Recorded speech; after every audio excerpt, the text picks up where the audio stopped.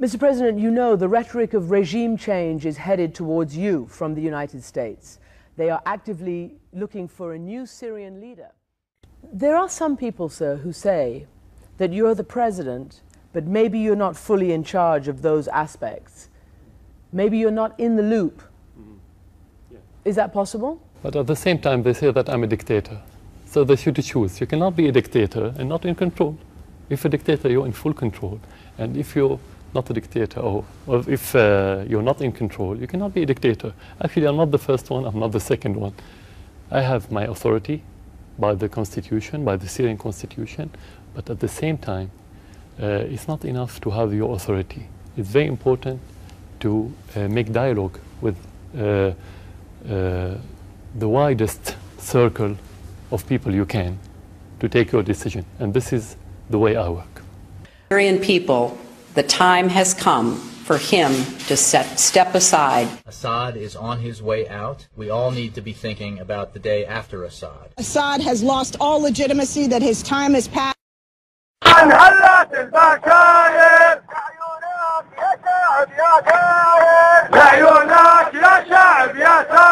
We both agree that Assad needs to go. It is just further evidence that Assad has to go. He is no longer legitimate and that he needs to go. As I have said many times before, Assad has lost all legitimacy, and Assad must go. Now, ministers from 11 countries, including Britain and America, have agreed to give urgent military support to Syrian rebels seeking the overthrow of the Assad regime. Meeting in Qatar, the Friends of Syria group agreed to channel all necessary material and equipment the opposition needs via the Western-backed Supreme Military Council. I will be introducing legislation to allow the president to arm the rebels. I think it's time to do that. I think the Free Syria Army needs help. We know who they are, and I think it's time that we make that move. I have no indications at all that Turkey is allowing any foreign fighter flows or allowing any facilitation of foreign fighters. So you are denying that Turkey is allowing foreign fighters to flow into Syria. That's what I understand from you. Nope, I did not deny. What I said is I'm not aware. Turkey seems appears to me to be a complicit to some extent of allowing foreign fighters to flow through Turkey into Syria. Turkey is a very important partner of ours in the region. I understand that, Ambassador, but that's not my question. My question is the government of Turkey complicit in allowing foreign fighters to go through their country and fight for ISIL? I think we're seeing much better information sharing with Turkey, with the United States, but also with our European partners.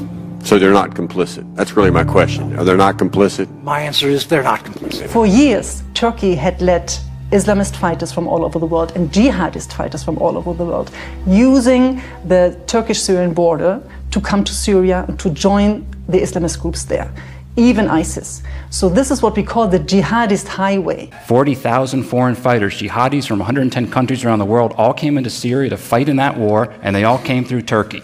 Yeah. The caliphate was on the border of Turkey. We worked with Turkey. I was in Turkey more than any other country to have them seal their border, and they would not do it. Look, Idlib province is the largest al-Qaeda safe haven since 9/11. We consider any assault on Idlib to be a dangerous escalation of the conflict in Syria. And Idlib now is a huge problem. It is an al-Qaeda safe haven right on the border of Turkey. Now an offensive against Idlib is starting, despite the clear warnings of the President of the United States and other world leaders.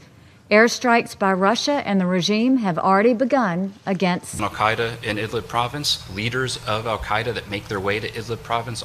They want to punish the civilians who had the courage to rise up against Assad.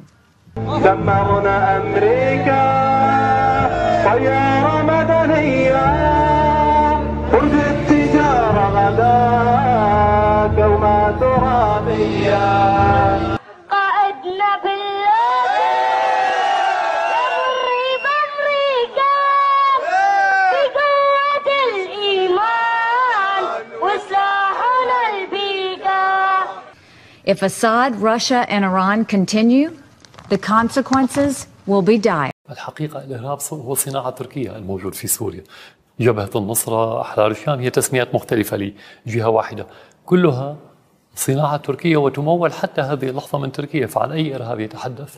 وكان هذا الموضوع أحد المواضيع التي طرحتها سوريا وليس هم فقط، لأنه لدينا مصلحة مشتركة معهم في القضاء على هذه الظاهرة. يعني كلمة من دون شروط مسبقة للقاء يعني من دون جدول أعمال، من دون جدول أعمال يعني من دون تحضير، من دون تحضير يعني من دون نتائج.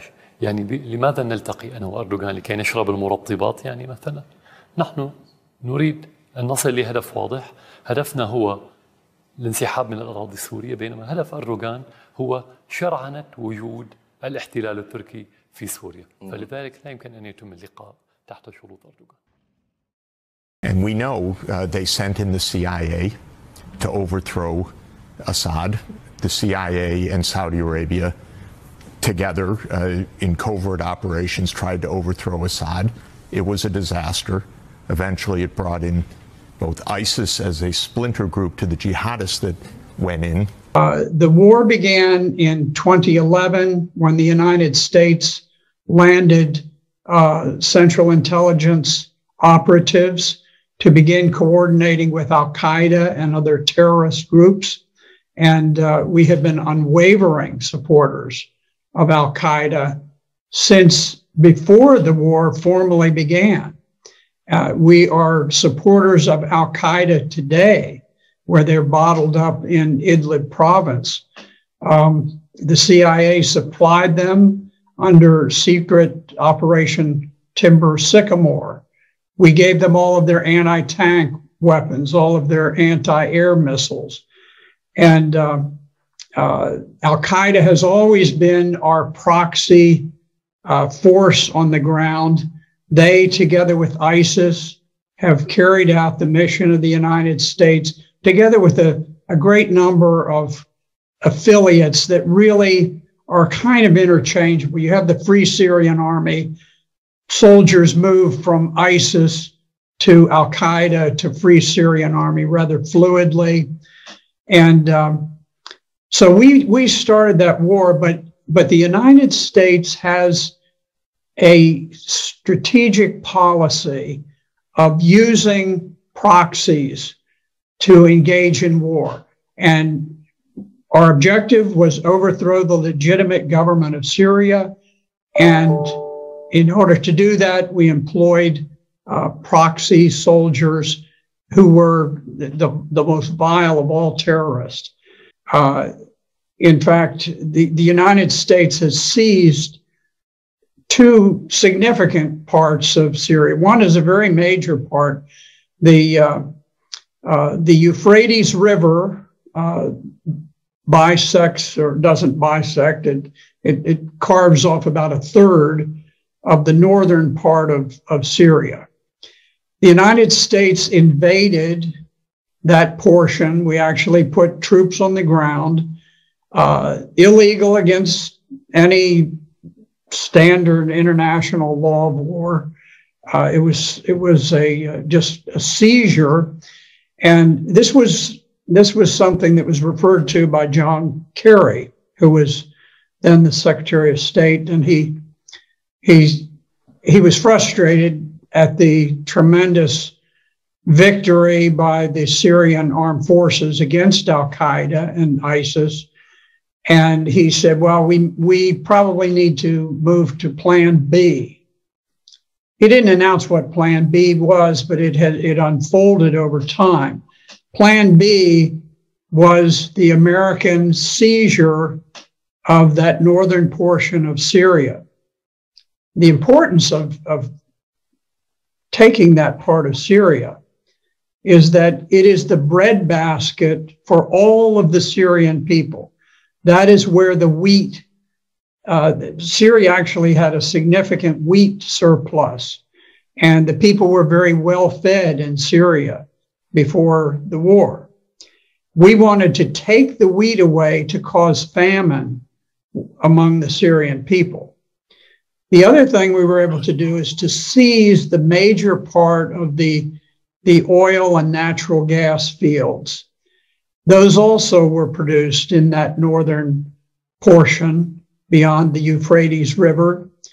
And the idea was that by stealing the oil and the gas, we would be able to shut down the transportation system. And at the same time, during the Syrian winters, we could freeze to death the Syrian civilian population, which in many cases were living in rubble, where these terrorist armies with mechanized divisions had attacked and just totally destroyed these cities and left people just living in little pockets of rubble. We wanted to starve and we wanted to freeze to death the people of Syria, and that was Plan B. Now, we became frustrated at a certain point that somehow these Syrians, these darn Syrians, it's a tiny little country, and why are these people resilient? They're fighting against 2/3 of the entire military and industrial force of the world. How can a nation of 23 million people possibly withstand this for over a decade? And so we decided we had to take action or we were going to totally lose Syria. And so the US Congress imposed the Caesar sanctions. The Caesar sanctions were the most brutal sanctions ever imposed on any nation. I mean, during the Second World War, sanctions were not nearly as strict as they were on Syria. We weren't at war with Syria, and yet we had a naval blockade around the country. We devalued their currency through the SWIFT system for international payments, making it impossible for them to purchase medications. So you had Syrian women who would contract breast cancer, just like we have here in this country. But instead of here in this country, where breast cancer has become relatively treatable, we cut off the medical supplies so that the women in Syria would die of breast cancer because they could not get the medications because we slammed their dollars through the SWIFT system. Senator, as someone who enlisted in the military specifically because of Al-Qaeda's terrorist attack on 9/11 and committing myself and my life to doing what I could to defeat these terrorists, it was shocking and a betrayal to me and every person who was killed on 9/11, their families and my brothers and sisters in uniform. When as a member of Congress, I learned about President Obama's dual programs that he had begun really to overthrow the regime of Syria, and being willing to, through the CIA's Timber Sycamore program that has now been made public, of working with and arming and equipping Al-Qaeda in an effort to overthrow that regime, starting yet another regime change war in the Middle East. DoD train and equip program, again, begun under President Obama, is widely been known, looked at and studied, that ultimately resulted in over $500 million being used to train who they called moderate rebels, but were actually fighters working with and aligned with Al-Qaeda's affiliate on the ground in Syria. The problem with America is not that we go around marauding around the world imposing ourselves. The problem with America in the last 10, 15 years since the end of the Cold War, really in the last 60 years, is that we've been too slow to get involved in conflicts. Outside America, people have worried about the United States conducting an unprovoked attack on a country, a sovereign country. Are they? Are they? Yes, they are. Really? They're worried we're going to attack Britain, France, Germany, any democracy? No, because any decent regime? No, the United States doesn't usually attack strong countries. Do we attack decent countries? No, I said strong countries. Well, I'm asking decent countries. I don't know. Are what people you would really call, worried the U.S. is going to go, a decent, law-abiding country, and the U.S. is going to come in and say, we don't like the look of you, we're going to depose you? Is that something the U.S. has done quite often? How many countries has the U.S. attacked in the last 15 years? Well, since World War II, there have been 72 interventions by the United States. Oh, is that right? Yes. That's ludicrous. Well, it's not ludicrous, it's true. With respect to Libya, I'm interested in Libya if we take the oil. If we don't take the oil, no interest. We have to have, look, if we have wars, we have to win the war. What we do is we take over a country and then we hand the keys to people that don't like us. I'll tell you what, Iraq, 100% Iran takes over Iraq after we leave. And what really happens with Iraq is they want the oil fields. And I have it on very good authority that Iran probably won't even be shooting a bullet because they're getting along with the Iraqi leaders better than we are. After all of those lives and after all of the money we spent. And if that's going to happen, we take the oil. Well, how do you think that would impact our relationship with other Arab countries if we go in and say, hey, we're taking the oil, or at least until we're paid back what we think we've spent? How do you think that would affect the Arab nations? Who cares? Who cares?